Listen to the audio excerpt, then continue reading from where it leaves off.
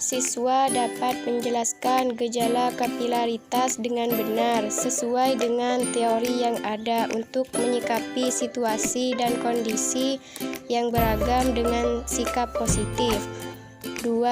Siswa dapat menerapkan gejala kapilaritas dalam kehidupan sehari-hari untuk menghadapi hambatan dengan tingkat kesulitan yang dihadapi dan tidak mudah menyerah dalam menyelesaikan tugas.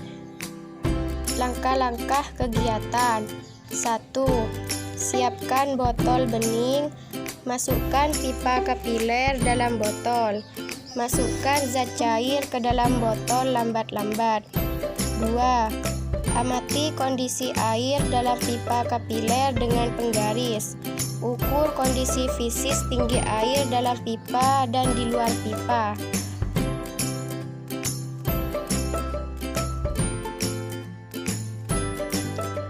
Letakkan pipa kapiler dalam wadah, lalu masukkan zat cair secara perlahan.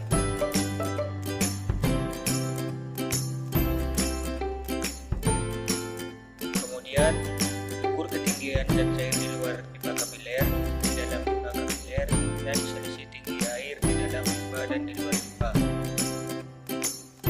Wadah kedua, lakukan hal yang sama seperti yang tadi. Letakkan pipa kapiler dalam wadah, lalu masukkan zat cair secara perlahan.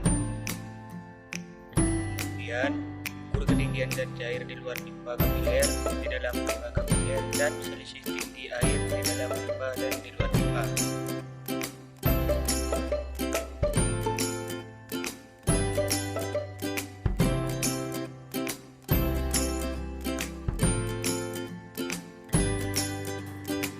Satu, sebutkan variabel-variabel apa saja yang mempengaruhi percobaan di atas.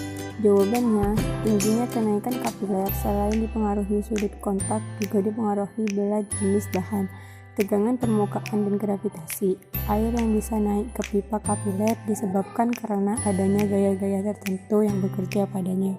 2.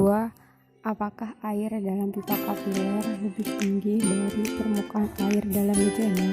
Jawabannya, air dalam pipa kapiler lebih tinggi dari permukaan air dalam bejana karena apabila ADC lebih besar dari kohesi seperti pada air dengan permukaan gelas, air akan berinteraksi kuat dengan permukaan gelas sehingga air membasahi kaca dan juga permukaan atas cairan akan melengkung.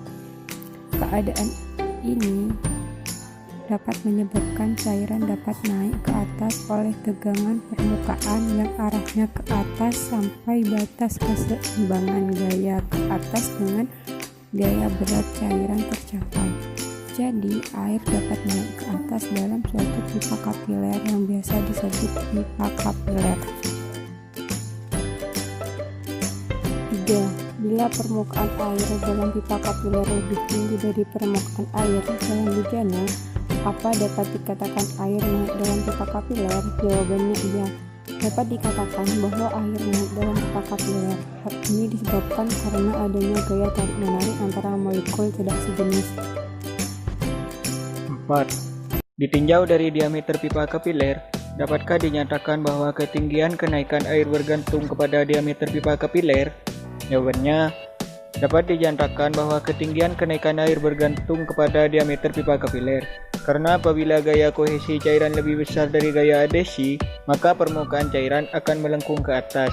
Ketika kita memasukkan pipa yang lebih kecil dari wadah, maka akan terbentuk bagian cairan yang lebih tinggi. 5. Dapatkah dikatakan bahwa semakin kecil pipa kapiler, semakin tinggi kenaikan air dalam pipa?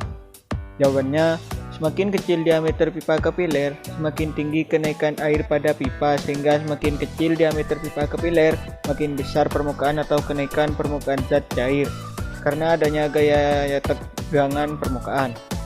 Tegangan permukaan disebabkan oleh gaya molekul adhesi air pada dinding pipa kapiler dan selisih gaya kohesi molekul air di permukaan dalam tubuh air.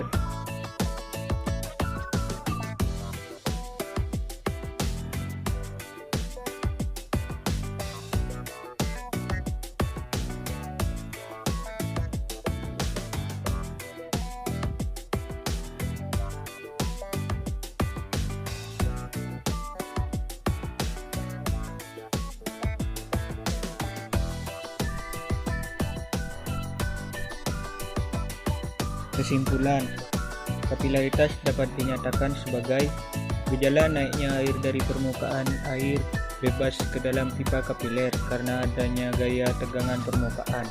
Tegangan permukaan air disebabkan oleh gaya molekul adhesi air pada dinding kapiler dan selisih gaya kohesi molekul air di permukaan dengan di tubuh air.